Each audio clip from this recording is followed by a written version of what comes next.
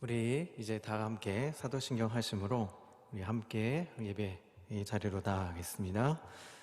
전능하사 천지를 만드신 하나님 아버지를 내가 믿사오며 그 외아들 우리 주 예수 그리스도를 믿사오니 이는 성령으로 잉태하사 동정녀 마리아에게 나시고 본디오 빌라도에게 고난을 받으사 십자가에 못 박혀 죽으시고 장사한 지 사흘 만에 죽은 자 가운데서 다시 살아나시며 하늘에 오르사 전능하신 하나님 우편에 앉아 계시다가 저리로서 산 자와 죽은 자를 심판하러 오시리라. 성령을 믿사오며 거룩한 공예와 성도가 서로 교통하는 것과 죄를 사하여 주시는 것과 몸이 다시 사는 것과 영원히 사는 것을 믿사옵나이다. 아멘. 우리 찬송가 380장 함께 찬양드리며 예배하겠습니다. 380장입니다. 나의 생명 되신 주 주님 앞에 나아갑니다. 주의 흘린 보혈로 정케하사 받아주소서. 날마다 주를 찬송하겠네. 주의 사랑 줄로서 나를 굳게 잡아매소서. 괴로운 세상 지낼 때 나를 인도하여 주소서. 주를 믿고 나가면 나의 길을 잃지 않겠네. 날마다 주를 찬송하겠네. 주의 사랑 줄로서 나를 굳게 잡아매소서. 세상 살아갈 때에 주를 더욱 사랑합니다. 밝고 빛난 천국에 나의 영혼 들어가겠네. 날마다 주를 찬송하겠네. 주의 사랑 줄로서 나를 굳게 잡아매소서.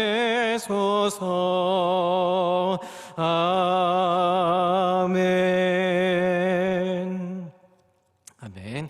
우리 합심하여 함께 기도하겠습니다. 이 시간 기도할 때 아직 끝나지 않은 우리 유행병, 우리 전염병, 우리 바이러스 때문에 아직도 우리 힘들어하는 우리 대한민국 조국을 위해서 기도해 주셨으면 좋겠고, 우리 정부를 위해서 대한민국 정부가 여러 가지 대책을 마련하고 시행 중에 있습니다. 그 모든 대책과 시행 중에 있는 모든 정책들이 국민들을 위해서 잘 반영될 수 있도록 해서 기도해 주시고, 모든 두려움과 공포를 떠나서 이제 안전한 하나님의 은혜로 나아갈 수 있는 그런 좋은 기회들이 마련될 수 있도록 기도해 주시고, 또 이건 우리 대한민국뿐만 아니라 전 세계가 지금 이런 바이러스 문제 때문에 고통하고 힘들어하고 실망하고 있습니다.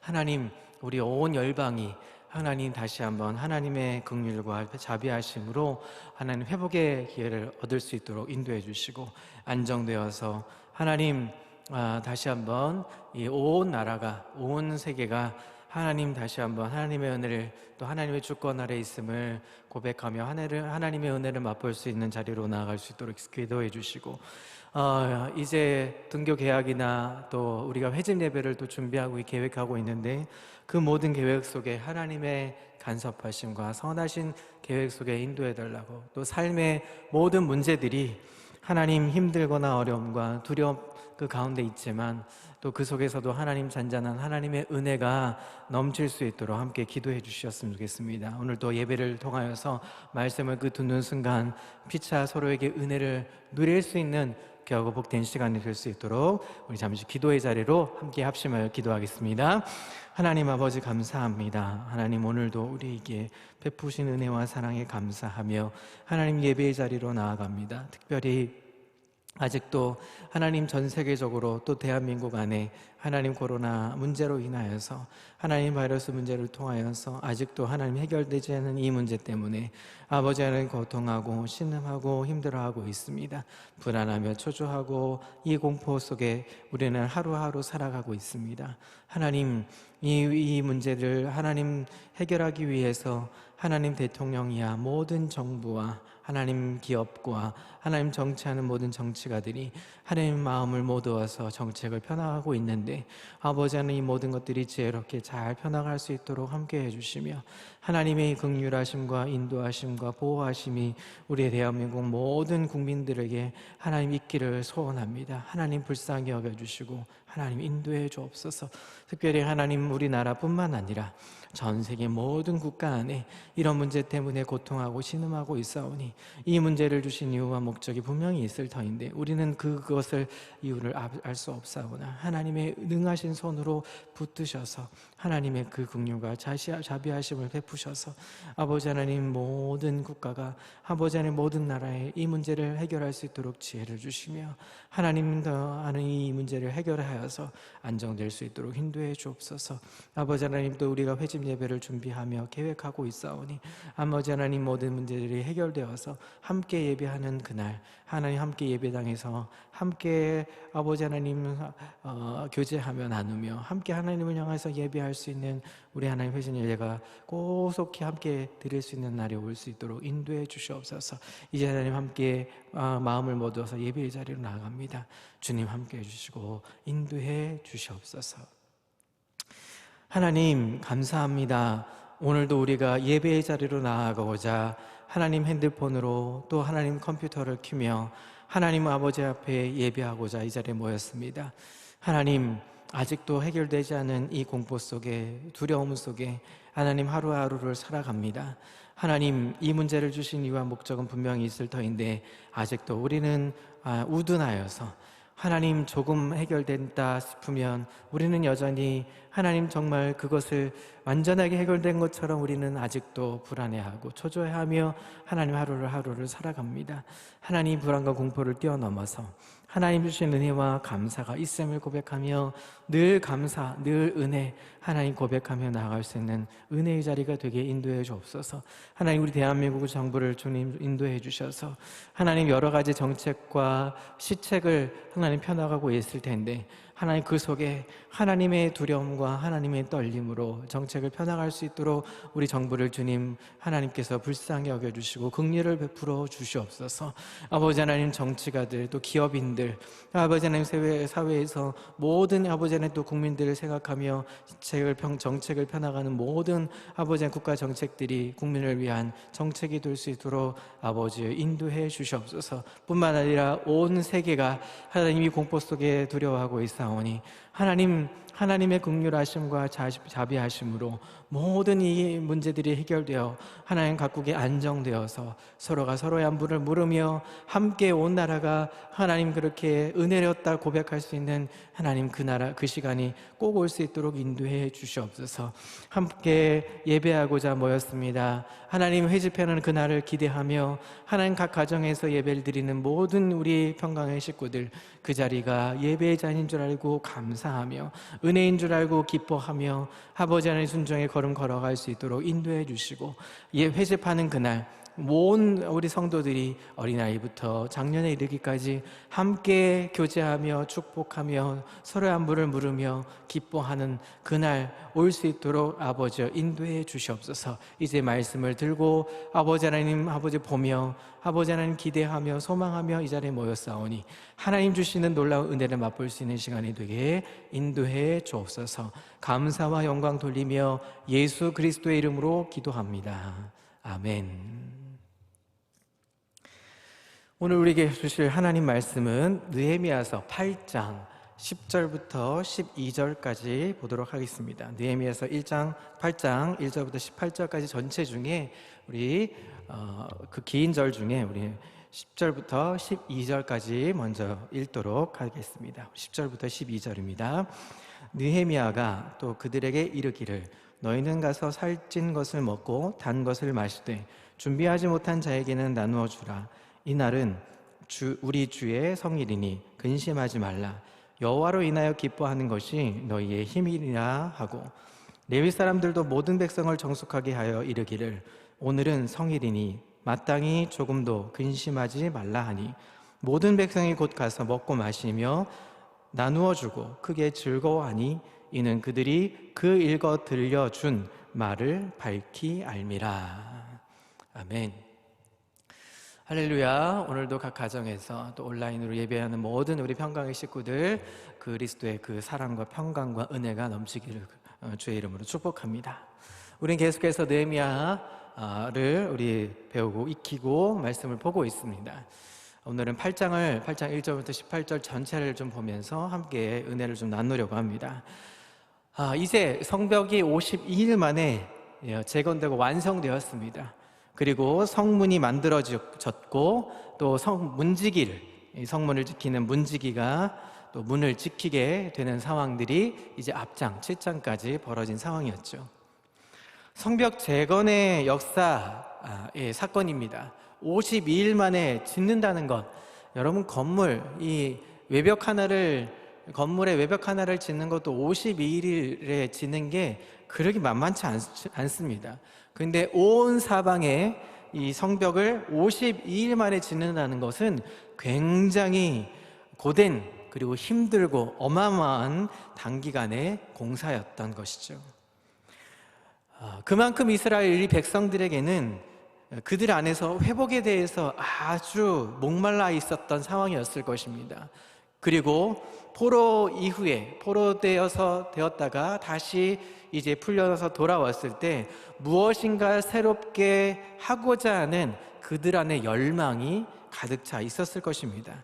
그래서 힘들고 어려웠지만 아주 단기간에 52일 만에 그 모든 공기를 단축해서 성벽을 건축하고 또 그 안에 모든 또 집들을 지면서 또 이제 생활할 수 있는 안정될 수 있는 집도 마련하게 되었던 것이죠. 오랜 세월 동안 포로 생활을 마치고 또 폐허가 된 잿더미 속에 있었던 이 조국의 형편을 보면서 그들은 느헤미야를 중심으로 해서 또 여러 가지 안팎의 도전 또 위협도 있었지만 또 느헤미야의 탁월한 리더십과 그리고 또 하나님의 전적인 은혜를 통해서 이제 모든 것들이 모양새가 갖추어졌습니다. 그리고 백성들이 서금에 거주할 집도 마련되었습니다. 자, 이 정도 되면 좀 괜찮지 않나요? 이제 이 정도 됐으면 그동안에 좀 힘들었던 상황들, 외부적인 요소들, 또 내부적인 또 방해 요소들 또 있었지만 그 모든 것들을 다 정리하고 탁월한 리더십과 하나님의 은혜 가운데 잘 지어졌고 또 완공되었고 또 거주할 집도 지어졌습니다. 그래서 이제 생활을 할 수 있게 된 상황이 되었죠. 더 이상 이제 문제될 게 없는 상황이 됐습니다. 그러면 이제 살면 되겠죠. 열심히 일해서 또 열심히 또 장사도 하고 또 농사도 짓고 하면 열심히 일하기만 하면 될 것 같습니다. 그렇죠? 자, 그런데 사람들의 마음 한켠에 잘 갖추어졌긴 했는데 마음 한켠에 무엇인가 허전함이 생겼다는 것입니다. 도대체 이게 뭘까? 사실 느헤미야의 궁극적인 그리고 목표는 성벽을 재건하고 또 백성들의 성읍 안에 거주지를 마련하는 것이 다가 아니었습니다. 그게 궁극적인 목표가 아니었다는 것이죠. 그것을 통해서 느헤미야가 추구하는 이 목표는 따로 있었습니다. 자, 이때 이 7장까지를 보면 역사의 주 무대의 이 주인공은 느헤미야였습니다. 느헤미야서였기 때문에 더 그랬겠죠. 그런데 이 느헤미야서 7장까지는 느헤미야가 주인공이었고 느헤미야를 주축으로 해서 모든 성벽들이 공사가 이루어졌습니다. 그런데 이제 바톤 터치할 상황이 이제 놓여 있다, 이런 것이죠. 지금까지는 느헤미야서를 보면 모든 글들의 표현이 1인칭으로 되어 있습니다. 그러니까 느헤미야 중심이었다는 것이죠. 자, 그런데 오늘 보게 될 이 8장부터는 느헤미야는 3인칭으로 그 자리를 뒤로 하고, 자, 누가 주인공의 전면에 등장을 하냐면, 우리가 지난번에 에스라서, 우리가 느헤미야서를 보기 전에 에스라서를 보았죠. 에스라서의 주인공이었던 에스라가 이제 전면에 등장하게 됩니다. 에스라에 대한 이야기는 우리가 에스라서를 우리가 지난번에 우리 쭉 살펴본 내용들을 여러분 다시 되짚어 보시면 이해가 빠르실 겁니다. 에스라는 학자 겸 제사장이었습니다. 에스라의 직무, 가장 큰 직무는 백성들에게 말씀을 잘 가르치는 그런 직무의 사람이었습니다.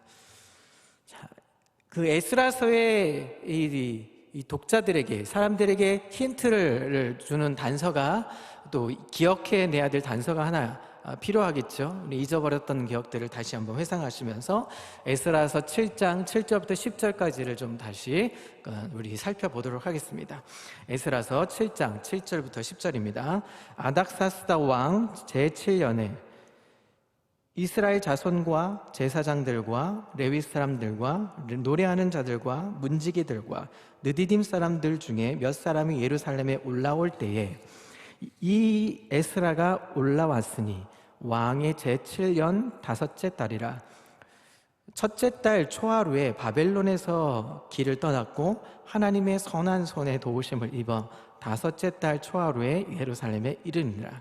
에스라가 여호와의 율법을 연구하여 준행하며 율례와 규례를 이스라엘에게 가르치기로 결심하였었더라.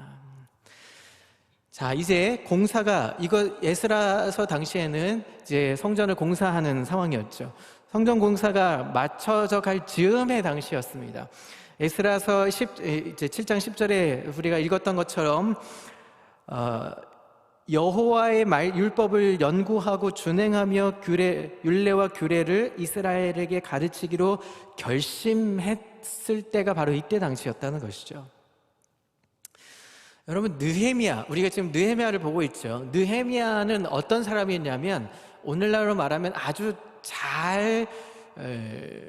일을 잘하는 행정관 역할이었던 것을 우리가 볼 수 있습니다. 7장까지를 잘 들여다보면 눈에 잘 보이는, 아주 실무를 잘 담당했던 아주 실무에 탁월한 행정관의 역할을 볼 수가 있습니다. 그래서 성벽을 52일 만에 완공하고 또 그 안에 집을 잘 지을 수 있을 만큼 문지기도 세우고 성벽을 다 나누어서 어느 족속, 어느 사람들에게는 이 성벽을, 또 이 성벽을, 어느 쪽의 성벽을 지을 수 있도록 각 분야를 다 나누었던 것처럼 그 실무를 아주 잘 관장하는 행정관의 역할을 담당했던 것이죠. 자, 하나님의 나라의 이제 회복은 실무를 아주 잘 담당하는 자들도 있어야 됩니다. 물론 이제 그런 사람도 필요하죠. 하나님 나라의 회복을 위해서는 그런 분들도 굉장히 많이 필요합니다. 자, 그런데 더 중요한 것은, 자, 집이 지어지고 또 성벽이 재건되었는데 여전히 지금 백성들의 마음 한켠에는 여전히 채워지지 못한 허전함이 남아 있었던 상황입니다. 자, 성벽도 마련되고 뭔가 이제 초석이 다 마련돼서 이제 살기만 하면 될 것 같은데 뭔가 목마름이 해결되지 않습니다. 뭔가 허전해요. 그 허전함을 어떻게 해야 될지 난감한 상황이었습니다. 어떻게 해야 될까 고민 중에 8장에 오늘 이제 보게 될 이 백성들이 어떤 요청을 하게 되는 상황들이 부터 시작을 하는 것입니다. 이제 8장 이제 구체적인 본문으로 들어가면서 한 절 한 절 읽어내려가면서 무슨 요청을 했고 어떤 일이 벌어졌는지 우리 이제 8장을 좀 들여다보도록 하겠습니다. 자, 8장 1절부터 3절까지 먼저 읽어 가겠습니다. 이스라엘 자손이 자기들의 성읍에 거주하였더니 7째 달에 이르러 모든 백성이 일제히 수문 앞 광장에 모여 학사 에스라에게 여호와께서 이스라엘에게 명령하신 모세의 율법책을 가져오기를 청하매 일곱째 달 초하루에 제사장 에스라가 율법책을 가지고 회중 앞 곧 남자나 여자나 알아들을 만한 모든 사람 앞에 이르러 수문 앞 광장에서 새벽부터 정오까지 남자나 여자나 알아들을 만한 모든 사람 앞에서 읽음에 뭇 백성이 그 율법책에 귀를 기울였는데. 자, 이스라엘 백성들이 예루살렘 성을 재건을 한 후에 각자의 이제 성읍에서 거주하는 상황까지 다 벌어졌죠. 그리고 자, 일곱째 달 초하루에 다시 백성들이 예루살렘 성문 수문 앞 광장에 모여들게 됩니다. 그리고 백성들이 모여서 에스라에게 율법책을 가져오기를 청하죠. 자, 여기 이제 1절부터 3절까지 그런 상황들이 이제 벌어졌습니다. 백성들이 모였습니다. 자, 여기 이제 본문을 들여다보면 잘 보시면, 자, 지도자가 요청을 했을까요? 먼저 요청을 했을까요? 백성들이 지도자에게 요청을 했을까요? 먼저 요청한 자가 누구였습니까? 네, 지도자가 백성들에게 이것 하라고 요청한 것이 아니라 백성들이 원해서 율법책을 가져오게 해서 그것을 읽었다, 이런 내용을 볼 수가 있는 것이죠.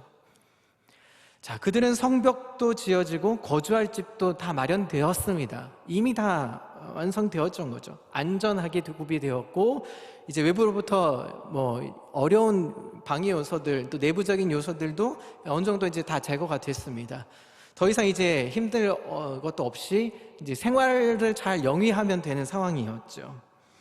그런데 마음 깊은 어딘가서부터 한켠에 채워지지 않는 영적인 허기가 있었다는 것을 볼 수가 있습니다. 자, 그것은 영적인 목마름을 얘기합니다. 하나님께 대한 어떤 예배의 회복을 갈증으로 계속 열망들이 일어났다는 것을 볼 수가 있습니다. 그래서 그들이 성경을 읽고 예배를 요청하는 것입니다. 오늘날로 말하면 예배를 요청하는 것입니다. 목회자들에게, 또 우리 교구 목사들에게, 또 교회 우리 목사님들에게 우리 예배를 좀 드려달라고 요청하는 것과 같은 것이죠. 에스라에게 그렇게 요청했습니다. 말씀을 알아들을 만한 남녀 모두가 수문 앞 광장에 모여서 율법책에 귀를 기울이기 시작합니다. 자, 52일 동안 성벽 재건 때문에 해가 뜰 때부터 별이 뜰 때까지 죽을 힘을 다해서 일했기 때문에 말씀을 듣거나 보거나 또 읽을 기회가 없었던 것이 사실이었습니다. 그런 시간이 52일 동안 계속 반복되다 보니 백성들 마음속에는 말씀에 대한 욕구가 일어났을 것입니다.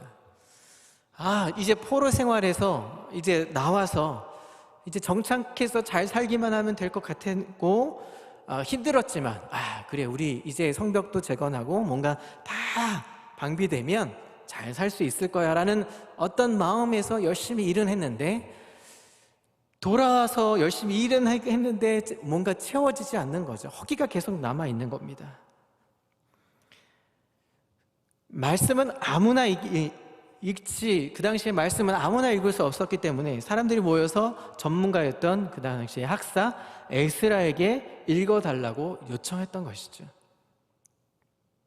아마 에스라는 이때를 대비한 어떤 지혜로움이 있었는지 말씀을 준행하기 위해서 열심히 연구하고 준비했던 상황이었겠죠.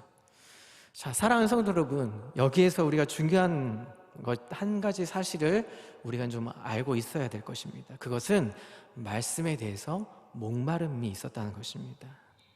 자, 요즘 우리가 이제 온라인 예배로 드리고 유튜브나 동영상으로 많이 이렇게 접하시기 때문에 더 잘 아시게 될 상황들일 겁니다.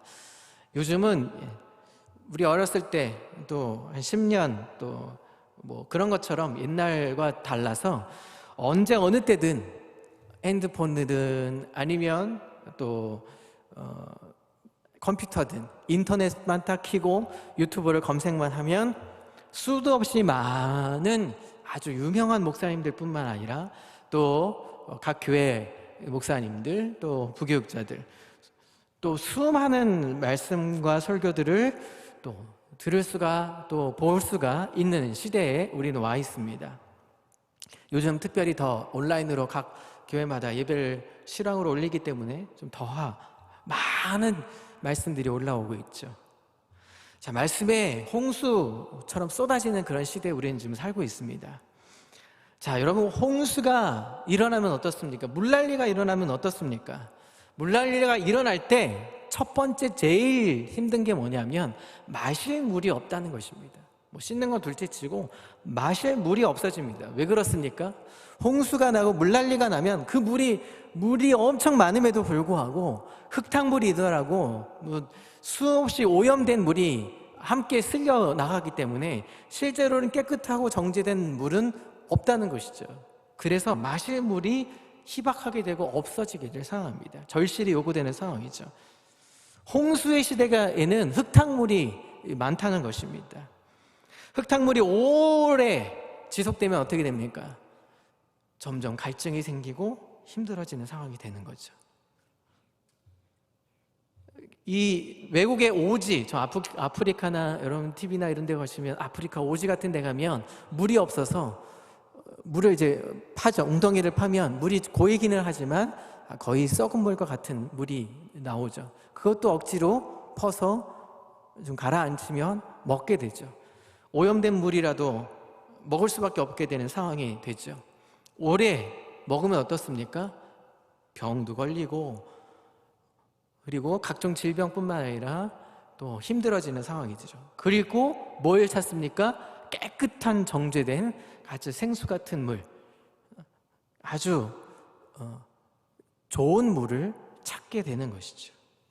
생수가 그리워지는 때가 바로 홍수의 시대라는 것입니다. 3절에 보면 어느 문 앞에 있었냐 하면 수문 앞에 있었다고 말합니다. 물이 드나드는 문, 이 문 앞 광장에 모여서 남녀와 알아들을 만한 모든 사람들이 이른 새벽 아침부터 정오까지 율법을 큰 소리로 낭독하고 그것을 읽고 율법책에 귀를 기울였다라고 얘기합니다. 이스라엘 백성들은 하나님 말씀에 귀를 기울이기 시작합니다. 바로 영적인 이 목마름, 갈증을 해결하기 위해서 이게 우연인지 아니면 하나님의 의도된 어떤 액션인지는 모르겠습니다. 성경 어디에도 뭐 그런 해석은 잘 나와 있지 않지만 어떻게 보면 이 실제적인 물처럼 영적으로는 이 갈급함 속에 그 광장에 모였을 상황이 놓여 있습니다. 영적으로든 육적으로든 갈급함 속에 광장에 모여들었던 것이죠. 말씀을 읽어달라는 백성들의 요청에 학사 에스라는 주저하지 않고 준비된 책을 가지고 와서 큰 소리로 읽기 시작했습니다. 에스라는 이른 아침부터 정오까지 계속 읽어 내려갔습니다. 여러분, 여기 설교했다라고 얘기하지 않고 읽었다라고 얘기하죠. 이른 아침부터 오전 정오까지 6시간 정도 읽었을 것입니다. 읽는 동안 서서 말씀을 들었다는 것이죠. 여러분, 우리의 예배 형태를 한번 가만히 들여다보시죠. 우리가 보통 회심 예배에서 예배를 드릴 때 어떻습니까? 예배 드릴 때 목사님 설교 보통 30분, 40분 정도의 주의 설교들이 있습니다. 그 설교 한 30분, 보통 어떤 목사님들 한 40분 정도 설교하면 30분이 지나가면 이제 어떤 현상들이 일어나냐면 몸을 좀 서서히 비틀기 시작합니다. 또 시계들 보기도 하고 또 핸드폰에 요즘 스마트폰들은 여러 기능들이 있기 때문에 뭐 유튜브 뿐만 아니라 문자, 카톡 여러 가지 내용들을 보면서 딴 생각을 하기 시작합니다. 말씀의 관심보다는 다른 어떤 형식적인 예배를 드리는 것에 자꾸 우리는 거기에 빠져든다는 것이죠. 뭔가 말씀에 집중하는 것들을 자꾸 다른 것에 놓치는 시간들이 많아집니다. 그것은 진짜 영혼의 갈증이 우리 안에 많이 없기 때문에 이루어지는 건 아닐까요? 영혼이 만족할 수 없기 때문에, 그 말씀의 깊이와 넓이를 제대로 이해할 수 없고 그 갈증을 우리가 해결할 수 없기 때문에, 집중할 수 없기 때문에 우리는 그 만족감을 누리지 못합니다. 영적인 기쁨이 없습니다. 그런데 여러분, 성경에 오늘 8장에 이스라엘 백성들의 모습을 보십시오. 에스라가 말씀을 읽자마자 일제히 일어나 서서 말씀을 들었습니다. 성도 여러분, 성전이 아름답게 지어져서 예배가 잘 드려진다고 생각하십니까? 아주 멋지게 휘황찬란하게 건물을 짓고 그곳에서 예배를 드리면 예배가 잘 드려집니까? 좋은 의자에 앉아요. 푹신하고 안정되고 옛날 같은 딱딱한 의자보다 요즘같이 푹신하고 안정된 의자, 좋은 의자에서 예배를 드리면 예배가 잘 드려집니까? 물론 허리 아프신 분들에게는 좀 편안할 수 있을지 모르지만 그러나 그것이 다가 아닌 것입니다. 우리의 영혼 깊은 곳에서부터 흙탕물이 아닌 정말 영적인 아주 생수 같은 물을 우리 안에 원하고 있어야 그것이 온전한 예배가 드려질 수 있는 것입니다. 사람의 소리가 아닌 하나님의 음성을 듣고 싶어 해야만 우리가 진짜 그 말씀의 깊이와 넓이를 이해할 수 있게 되는 것입니다. 성경은 계속해서 4절부터 6절 이렇게 이야기합니다. 4절부터 6절 읽겠습니다. 그때 학사 에스라가 특별히 지은 나무 강단에 서고 그의 곁 오른쪽에 선 자는 마띠디아와 스마와 아나야와 우리야와 힐기야와 마세야와 하요, 그의 왼쪽에 선 자는 드다야와 미사엘과 말기야와 하숨과 하스바다냐와 스가랴와 무슬람이라. 에스라가 모든 백성 위에 서서 그들 목전에 책을 펴니 책을 펼 때 모든 백성이 일어서니라. 에스라가 위대하신 하나님 여호와를 송축하며 모든 백성이 손을 들고 아멘 아멘 하고 응답하고 몸을 굽혀 얼굴을 땅에 대고 여호와께 경배하니라. 자, 학사 에스라는 그 행사를 하기 위해서 특별히 높은, 좀 많은 사람들이 모였으니까 좀 잘 보여야 되겠죠. 특별히 제작한 높은 나무 강단에 서 있었습니다. 그 오른쪽에는 마띠디아, 스마, 아나야, 힐기야, 우리야, 마세야가 같이 서 있었습니다.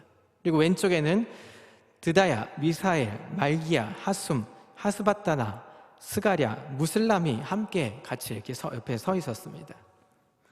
에스라가 모든 백성에 서서 그들 앞에서 책을 펼 때에 모든 백성이 함께 일어났습니다. 에스라의 오른쪽과 왼쪽에 서 있던 사람들이 이제 기록되어 있고, 그 당시에 수문 앞에 광장에서 모인 사람들의 모습에 광경이 펼쳐져 있는 것입니다. 여러분 상상을 해보시는 겁니다. 자, 책을 펼치자마자 모든 청중들이 일어났습니다. 자, 우리의 예배와 그 당시 예배의 형태를 한번 잘 비교하면서 생각해 보시면 좀 의미가 좀 남다르실 수 있을 겁니다. 우리 예배는 어떻습니까? 우리는 먼저 일어나서 찬양을 하다가 말씀을 들을 때 우리는 이제 앉기 시작하죠. 앉아서 말씀을 듣습니다. 그들은 서서 하나님의 말씀을 들을 만큼 갈급했고 그들의 마음이 모두 하나님에게로 향해 있었습니다. 얼마 동안요? 이른 아침부터 정오에 이르기까지 들을 만한 귀가 있는 남녀, 말씀을 들을 만한 귀가 있는 남녀 모두가 일어났다 하는 것은 대부분 어린 아이가 아닌 이상 모두가 다 일어났던 것이죠. 이게 진짜 그리스도인, 크리스찬, 하나님의 사람의 모습일 겁니다. 성경에 그렇게 자세하게 기록되어 있지 않지만 이런 모습의 배경이었다 하면 아마 조는 사람 별로 없었을 겁니다. 모두 아멘 하고 대답하면서 얼굴을 땅에 대고 납작 엎드려서 여호와께 경배했다고 6절은 설명하고 있습니다. 에스라가 위대하신 하나님 여호와를 송축하니 할 때 모든 백성이 손을 두고 아멘으로 화답했죠. 그리고 몸을 굽혀서 얼굴에 땅에 대고 경배했던 이 방식은 지금도 유대인들이 회당에서 모일 때 이런 방식을 취하고 있는 것이죠. 말씀에 대한 존경의 표시입니다. 말씀을 보면 그냥 율법책만 읽는 것이 아니라 중간중간 위대하신 여호와 하나님을 찬양하면서 이렇게 얘기합니다. 손을 들고 아멘. 여러분 TV를 보시거나 혹은 영화나 이런 배경을 보시면 외국에, 특히 이제 미국의 흑인들 예배의 모습을 보신 적 있을지 모르겠습니다. 흑인들 예배, 저도 이제 신대원 때 교수님이 이제 설교학 시간에 교수님이 이 흑인들 얼바인 예배 드리는 흑인들 예배 드리는 영상을 보면서 너무 좀 충격을 받았던 내용들이 좀 있었습니다. 어떤 것이냐면 목사님이 이제 예배를 드리는 겁니다. 이렇게 설교를 하는 중에 함께 예배하는 이 회중들이, 저희 성도들이 막 여기 이제 앉아 있는 성도들이 거의 없어요. 다 일어나서 뭐 할렐루야, 그 목사님이 설교를 하면 할렐루야, 뭐 아멘, 뭐 찬양합니다, 하나님을 찬양합니다 하면서 서로 화답하듯이, 마치 이게 찬양하듯이, 목사님이 막 설교하면 막 찬양이 화답을 하듯이 이 옆에서 여기저기 막 그런 화답하는 소리가 일어나는 모습, 마치 그런 모습 아닐까 하는 연상이 들더라고요. 여러분들은 어떻습니까? 예배할 때 어떤 모습이었을까요? 지금 이런 모습 속에서 화답하면서 그 마음 속에 진짜 경배하면서 하나님을 예배하며 지금 하나님께 나아가고 있던 모습을 보여주고 있는 것입니다. 자, 예배라는 것이 도대체 뭘까요, 그러면? 우리가 이 상황 속에서 이렇게 눈으로 이렇게 펼쳐졌던 상상의 모습으로 그 당시에 에스라와 또 옆에 나란히 섰던 같이 동행했던 우리 옆에 왼쪽에 오른쪽에 있던 사람들, 회중의 모든 사람들의 모습을 보면서 여러분 어떤 모습이 연상됩니까? 진짜 가치 있는 예배의 모습 아닐까 싶습니다. 사랑하는 성도 여러분, 말씀과 찬양이 함께하는 예배는 하나님을 만나는 통로가 이어집니다. 저도 오랫동안 찬양 사역을 하면서 오랫동안 말씀 사역과 찬양 사역이 같이 어우러질 때 얼마나 큰 역사가 일어나는지 많은 경험들이 있습니다. 일일이 다 소개할 수 없지만 어쨌든 말씀과 찬양이 같이 화답하며 어우러지면 하나님 놀라운 은혜들이 폭포수같이 일어날 줄 믿습니다. 각 가정에서도 여러분 찬양하면서 말씀과 더불어서 함께 한번 화답해 보십시오. 여러분 아마 하나님의 놀라운 은혜가 있을 줄 믿습니다. 그런 진정한 예배가 우린 다시 일어나야 합니다. 설교를 들으면 아까도 말씀드렸지만 홍수의 시대를 우리가 맞고 있다고 그랬죠. 어떤 설교자들은 만담하듯 아주 사람 웃기려고 작정하고 나온 것처럼 그냥 웃기는 얘기만 하다 들어가는 어떤 목회자들도 있습니다. 여러분 거기에 속지 마십시오. 진짜 배기, 오늘 에스라가 뭐라고 얘기합니까? 말씀만 파고 들었습니다. 설교하지 않았습니다. 뒤에 해석은 나오겠지만 설교하지 않았습니다. 말씀만 읽었습니다. 읽는 그 순간에 성도들은 귀를 기울였고 그곳에서 아멘 아멘 화답했던 것이죠. 쇼가 일어나지 않았습니다. 뭔가 장치가 없어도 말씀만 읽었더니 그런 역사가 일어났다는 것입니다. 지금 어려운 시대를 우리가 맞이하면서 다시 우리가 회집 예배를 드리는 이제 준비를 해야가는 과정 속에 우리는 어떤 예배를 드려야 할까 고민을 해야 합니다.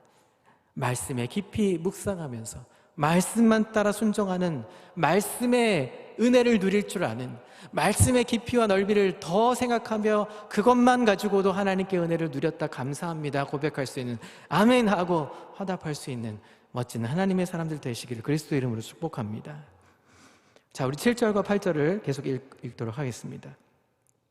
예수아와 바니와 세레바와 야민과 악굽과 사부대와 호디아와 마아세야와 그리다와 아사랴와 요사밧과 하난과 블라야와 레위 사람들은 백성이 제자리에 서 있는 동안 그들에게 율법을 깨닫게 하였는데 하나님의 율법책을 낭독하고 그 뜻을 해석하여 백성에게 그 낭독하는 것을 다 깨닫게 하니.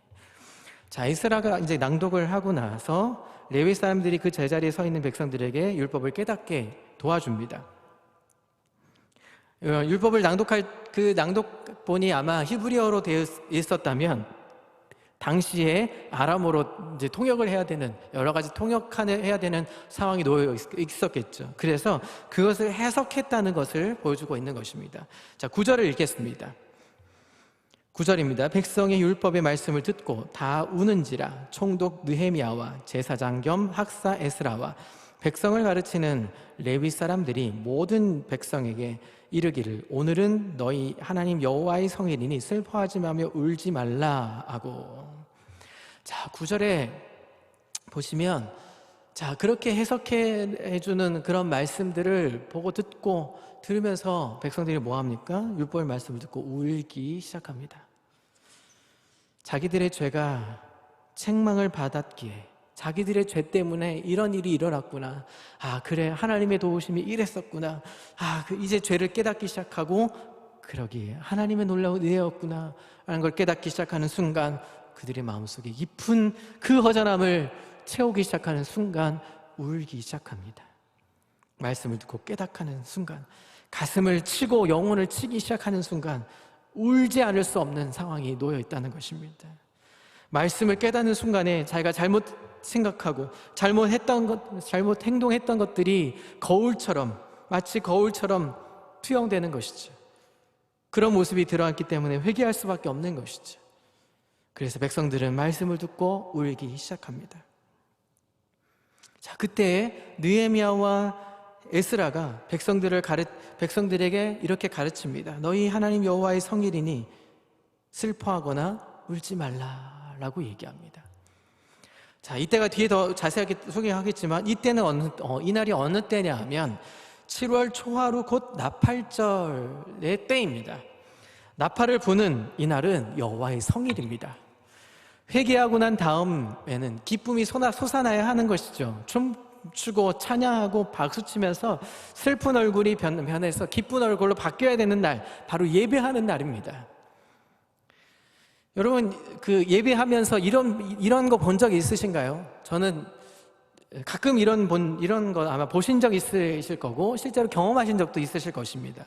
예배를 드리는 중간에 우리 앞에서 우리 로고 워십이나 아니면 또 찬양하시는 분들 혹은 또 찬양대원들 이렇게 찬양을 서서 이렇게 부르다가 어떤 찬양대원 혹은 또 찬양 인도하거나 우리 싱어하는 지체들이 찬양을 열심히 부르다가 갑자기 막 울컥해가지고 나도 모르게 이렇게 노래를 하는 게 아니라 막 울기 시작하는 모습들, 혹은 연주를 막 하고 있는데 연주자가 갑자기 어느 순간에 카메라를 딱 비췄더니 막 우는 모습이 보여지는 것들, 여러분 보신 적 있으십니까? 그럴 때 여러분 어떻습니까? 더 은혜고 더 도전 아닙니까? 그럴 때 저분이, 저 형제가, 저 자매가, 저 집사님이, 저 권사님이 정말 찬양하는 순간에 하나님의 은혜가 터졌구나, 하나님의 은혜가 충만해졌구나, 함께 같이 화답하면서 같이 울고 같이 은혜 받고 같이 감동하지 않습니까? 마치 그런 모습이 연상되는 지금 놀라운 축제의 모습을 보여주고 있는 것입니다. 이것이 바로 진정한 예배자의 모습입니다. 이런 예배자들로 인해서 영적인 부흥이 일어나는 것입니다. 단순히 성벽 재건이 부흥이 아닙니다. 에스라와 느헤미야를 통해서 포로된 자들이 돌아와서 해야 될 일이 단순히 성벽을 재건하고 성전을 재건하고 다시 원상복귀돼서 사람들이 생활을 영위하는 것이 목적이 아니라 무엇을 해야 되는 것입니까? 진정한 하나님의 원하시는 그 뜻은 예배가 회복되는 것입니다. 말씀이 회복되는 것입니다. 그럴 때 하나님의 영광이 드러나는 것이죠. 진정한 그 허기진 그 목마름을 해결할 수 있는 것입니다. 춤추며 찬양하며 기뻐하며 예배하는 것입니다. 이것은 단순히 슬픔의 눈물이 아니라 기쁨의 눈물로 변해야 되는 것이죠. 그래서 슬퍼하지 말라는 것입니다. 울지 말라는 것은 그 울음을 그치라는 것이 아니라 그 눈물 자체가 슬퍼하거나 힘들거나 어려운 눈물이 아니라 기쁨과 감사와 은혜의 눈물로 바뀌라는 것입니다. 자, 10절과 12절을 10절부터 12절을 계속 읽어가겠습니다. 느헤미야가 또 그들에게 이르기를 너희는 가서 살찐 것을 먹고 단 것을 마시되 준비하지 못한 자에게는 나누어 주라.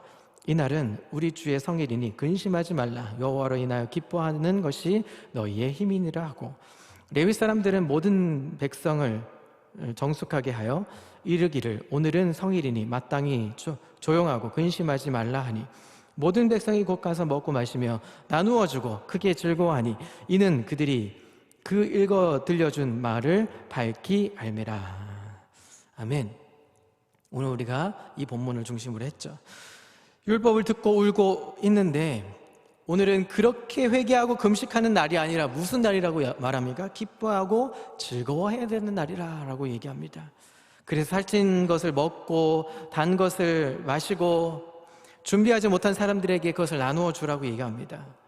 그리고 이날 주의 날 성일이기 때문에 근심하지 말라라고 얘기합니다. 그것이 누구 때문에 그렇습니까? 여호와로 인하여 기뻐하는 것이 누구의 힘이야? 우리의 힘이라는 거예요. 누구 때문에요? 하나님 때문에. 하나님 때문에 기뻐할 수 있기 때문에 그것이 우리의 힘이라는 것입니다. 그 여호와의 일을 십자가로 완성하신 분이 누구십니까? 바로 예수 그리스도. 예수 그리스도로 말미암아 우리는 기뻐하는 것이 우리의 힘이고 하나님의 영광이 되는 것입니다.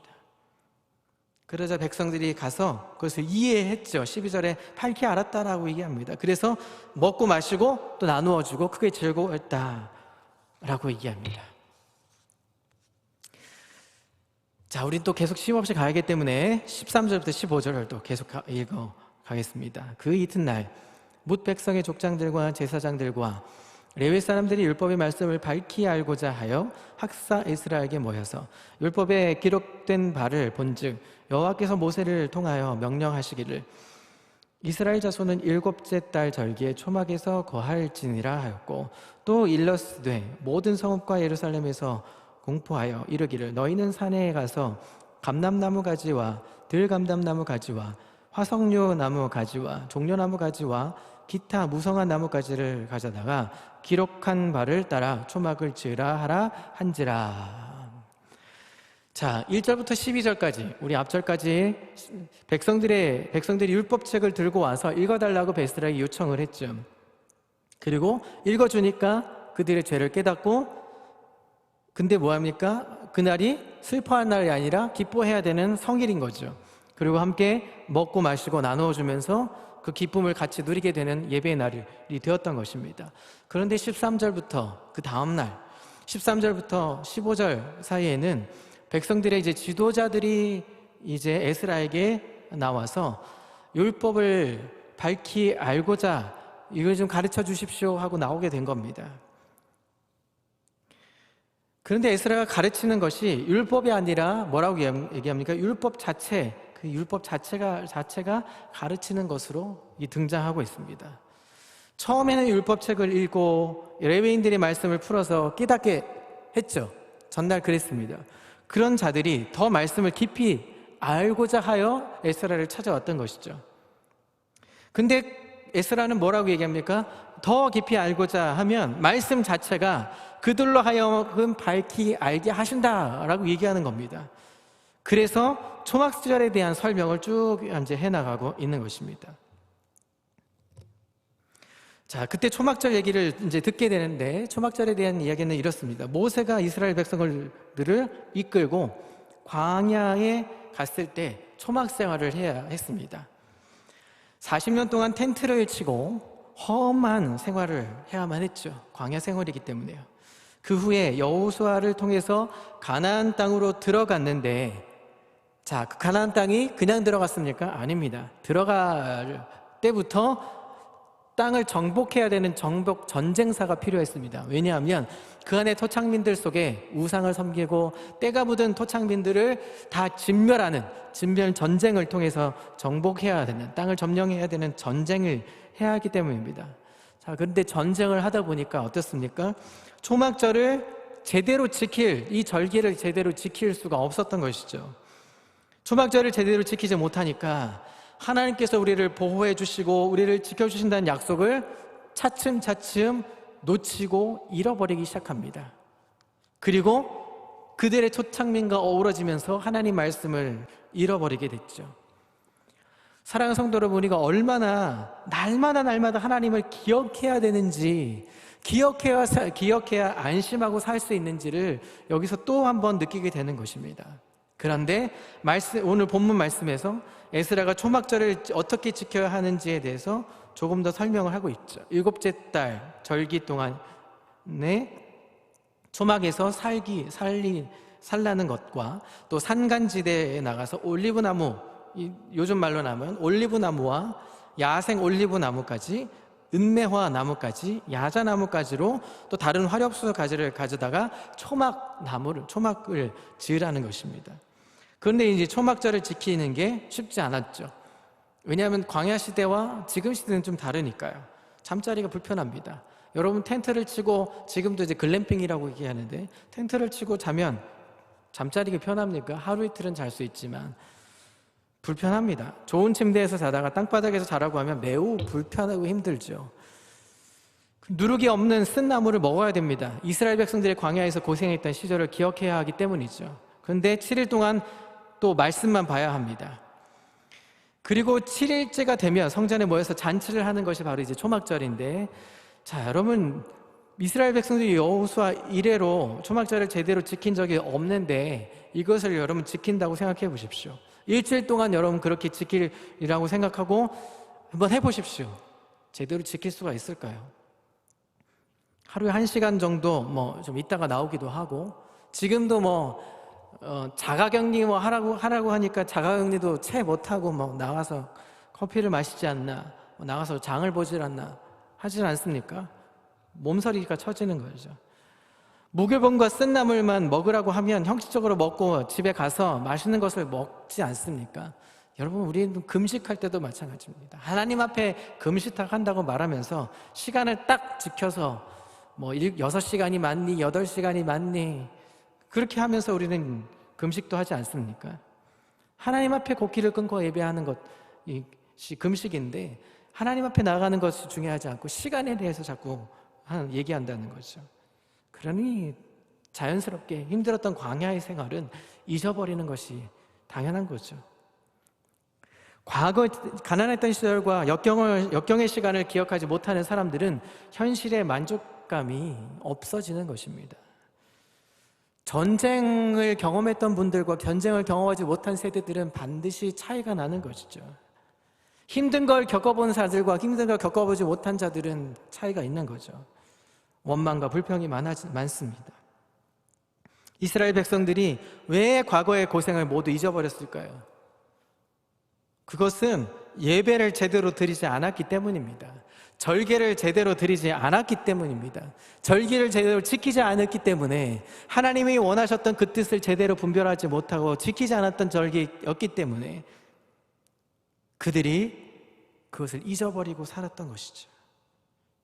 그 사실을 깨닫는 순간 레위 제사장들과 모든 백성들이 충격을 받은 것이죠. 우리가 그 예배를 무시했었구나. 그 절기를 우리가 잊고 살았구나. 무시했었구나. 결국 하나님을 무시한 처사였구나. 그렇게 깨닫는 순간 그들은 이제 다시 각자의 마을로 돌아가서 그곳에서 말씀을 선포하기 시작합니다. 사랑하는 성도 여러분, 우리가 다시 회집을 하고 다시 모여서 얼굴과 얼굴을 맞대어서, 비록 마스크를 쓰고 예배를 하겠지만 함께 예배를 드리는 순간 우리는 뭐 해야 합니까? 전통적인 신앙, 잃어버렸던 원래의 예배의 모습을 찾아야 하는 것이죠. 전통이 중요한 것이 아닙니다. 여러분, 신약에서도 바리새인들이 예수님이 뭘 책망하셨습니까? 바리새인들의 그 전통적인 관습, 하나님 말씀 속에 때가 묻었던 유대인들의 장로들의 전통적인 관습, 그것을 타파해야 하는 것이죠. 우리가 다시 모였을 때는 뭘 해야 합니까? 원형 그대로, 예배의 원형 그대로 말씀을 중심으로, 말씀을 사모하면서 원형 그대로 말씀 중심으로 살아가는 법을 다시 한번 세워가야 하는 것입니다. 그러라고 우리는 다시 회집하게 되는 것이겠죠. 사랑하는 성도 여러분, 전통과 형식은 깨야 합니다. 그리고 말씀으로 돌아가는 개혁이 지금 필요한 시점이 바로 지금 아닐까 싶습니다. 자, 계속해서 마지막 16절부터 18절까지를 읽도록 하겠습니다. 백성이 이에 나가서 나뭇가지를 가져다가 혹은 지붕 위에 혹은 뜰 안에 혹은 하나님의 전 뜰에 혹은 숨은 광장에 혹은 에브라임 문 광장에 초막을 짓되 사로잡혔다가 돌아온 회중이 다 초막을 짓고 그 안에서 거하니 눈의 아들 여호수아 때로부터 그날까지 이스라엘 자손이 이같이 행한 일이 없었으므로 이에 크게 기뻐하며 에스라는 첫날부터 끝날까지 날마다 하나님의 율법책을 낭독하고 무리가 이레 동안 절기를 지키고 여덟째 날에 규례를 따라 성회를 열었느니라. 아멘.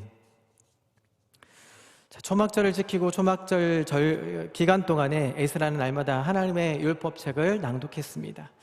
성벽과 성문을 재건되고 또 문제기도 세웠고 그것에 그치지 않고 이제부터 본격적으로 하나님 말씀을 읽고 알게 되는 그런 시점에 와 있다는 것이죠.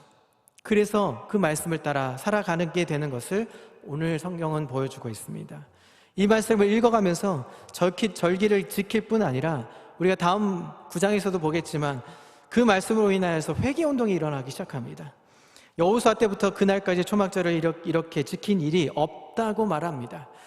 이것은 초막절을 지킨 것이 전혀 없다는 게 아니라 그 뜻과 의미를 제대로 알고 지켰다는 것이 너무나 기쁘고 감사했다는 것을 의미하고 있는 것입니다.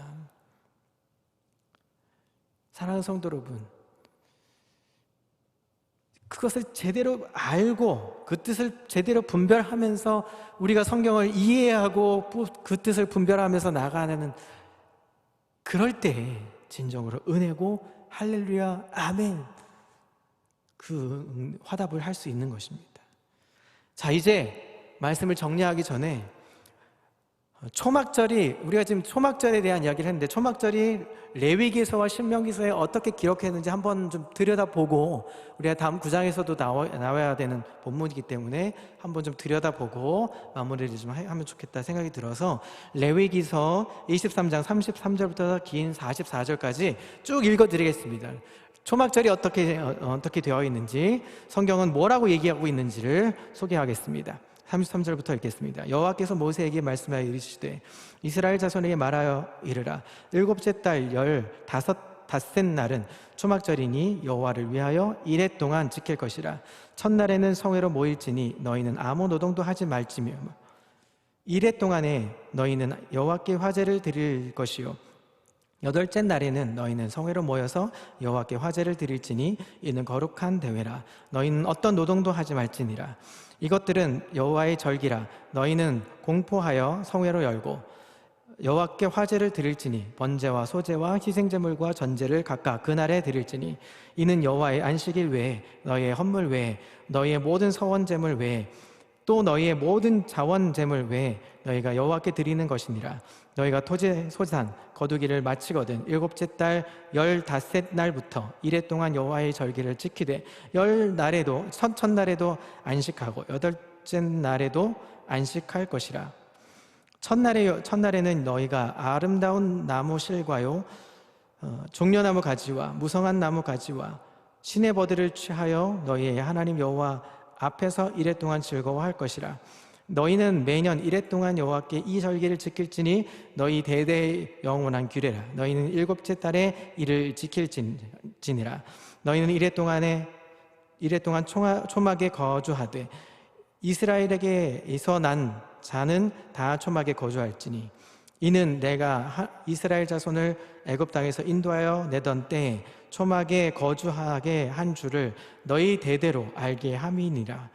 나는 너희의 하나님 여호와이니라. 모세는 이와 같이 여호와의 절기를 이스라엘 자손에게 공포하였더라. 아멘. 초막절과 규례와 의를 말씀하고 있는 본문의 내용입니다. 이스라엘 자손을 애굽 땅에서 인도하여 내던 때에 초막에서 거주하게 한 줄을 대대에 알게 하시기 위한 것이라는 것이죠. 그래서 절기를 지키는 것이죠. 신명기서 31장 9절에서 13절은 이렇게 이야기합니다. 또 모세가 이 율법을 써서 여호와의 언약궤를 매는 레위 자손 제사장들과 이스라엘 모든 장로에게 주고 모세가 그들에게 명령하여 이르기를 매 7년 끝에 곧 면제년의 초막절에 온 이스라엘이 내 하나님 여호와 앞 그가 택하신 곳에 모일 때 이 율법을 낭독하여 온 이스라엘에게 듣게 할지니 곧 백성의 남녀와 어린이와 내 성읍 안에 거류하는 타국인을 모으고 그들에게 듣고 배우고 내 하나님 여호와를 경외하며 이 율법의 모든 말씀을 지켜 행하게 하고 또 너희가 요단을 건너가서 차지할 땅에 거주할 동안에 이 말씀을 알지 못하는 그들의 자녀에게 듣고 내 하나님 여호와의 경외하기를 배우게 할지니라. 아멘. 제7년 면제년마다 초막절을 지키게 할 때 율법을 낭독하게 하는 것이었습니다. 이것은 레위기서나 신명기서를 통해서 하나님의 율법을 지키라고 말씀하셨던 내용이죠. 따라서 지금 느헤미야서의 레위기가 또 신명기서에 기록한 대로 모든 초막절 규례를 행하고 있었던 것입니다. 이것은 레위기서와 신명기서를 근거해서 이 느헤미야와 에스라가 지키고 있는 것이죠. 자, 이스라엘의 3대 절기는 또 유월절, 무교절이라고 하죠. 칠칠절, 오순절, 또 초막절, 또 수장절이라고 하는 초막절을 지킵니다. 이 3대 절기를 지키는데 이 절기는 농사와 연결되기도 하지만 더 중요한 것은 이스라엘 백성들이 애굽에서 출애굽한 기점부터 그 기점이 유월절이죠. 유월절 그 무렵부터 유월절과 연결되어서 누력 없는 떡을 먹는 일주일이 바로 무교절입니다. 칠칠절은 유월절부터 49일을 계산하죠. 신약에서는 그것을 오순절, 우리가 말하는 오순절을 이야기합니다.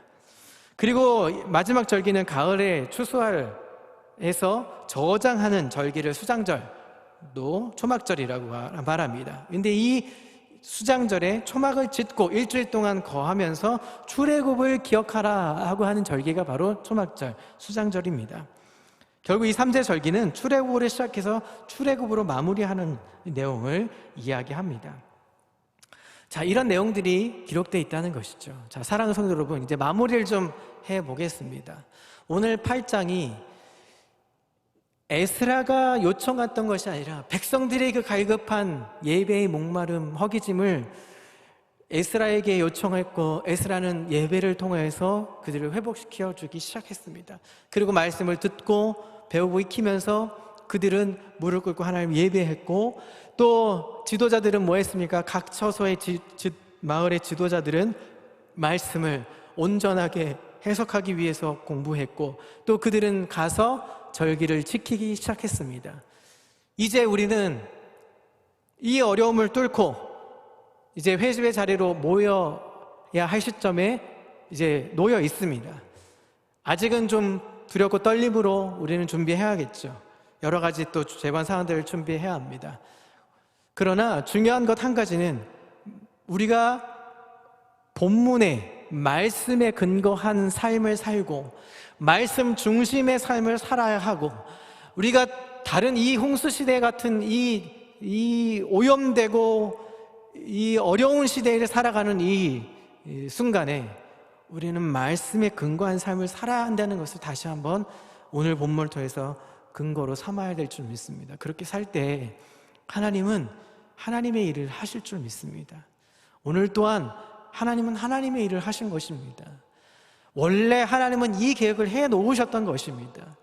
성벽을 재건하는 것이 목표가 아니었고 성전을 재건하는 것이 목표가 아니었고 포로된 자들을 포로에 해방되어서 다시 모아놓은 것이 목표가 아니었고 하나님은 이스라엘 백성들을 구원해 내셔서 하나님은 하나님의 자리에서 다시 한번 예배하기를 원하시는 하나님의 마음이 있었기 때문에 그들을 하나님의 자리로 초청했던 것을 보여주고 있는 것입니다. 마음이 허전하십니까? 마음이 힘든 어려움이 있으십니까? 뭔가 좀 삶을 영위하기 위해서 살아보지만 아직도 마음 한켠에 뭔가 힘든 허기진 마음들이 있으십니까? 말씀을 찾아 연구하십시오. 평강교회의 말씀을 들으십시오. 그리고 건전한 말씀을 들어보십시오. 그러면 그 안에 하나님은 하나님의 일들을 말씀 속에 찾아낼 수 있도록 우리에게 지혜를 주실 줄 믿습니다.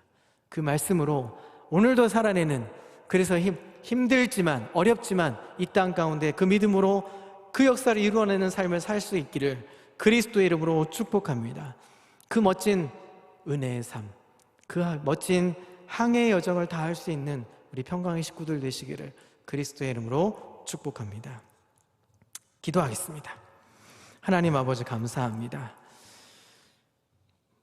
모든 것을 다 이루어 봤지만 결국은 그 마음의 허전함으로 하나님의 말씀을 찾게 되었던 이스라엘 백성들처럼 하나님, 우리도 여전히 삶의 어려운 문제들 속에 뭔가 살아보려고 발버둥 쳐 보지만 그 마음의 허기짐을 감당하기조차 어려운 때가 있습니다. 그럴 때 결국은 하나님밖에 없음을 고백하며 말씀밖에 없음을 고백하며 성경 중심으로 사는 삶, 그 말씀을 통해서 하나님 중심으로 사는 삶, 그 말씀을 통하여서 우리는 하나님께 영광을 돌리며 우리의 힘이 하나님께 있음을 고백하며 살아가는 것을 볼 수 있는 삶의 여정, 증인들 모두가 될 수 있기를 그리스도 이름으로, 하나님 그렇게 감당할 수 있는 그리스도의 증인이 될 수 있기를 그리스도 이름으로 소망합니다. 그런 모두가 되게 주의 역사하시고 함께해 주시옵소서. 지금은 우리 구주 예수 그리스도의 놀라우신 구원의 은혜와 말로 다 할 수 없는 하나님의 극진하신 사랑하심과 성령님의 내조기도 인도하심이 우리의 힘이 하나님께 있음을 고백하며 날마다 말씀을 보며 말씀에 기울이며 말씀 중심으로 살아가며 세상 것은 견돌질하지 않고 하나님만 바라보고 살기를 소원하는 멋진 우리 평강의 식구들 머리 위에, 삶의 여정 위에 이제로부터 영원토록 함께 있을지어다. 아멘.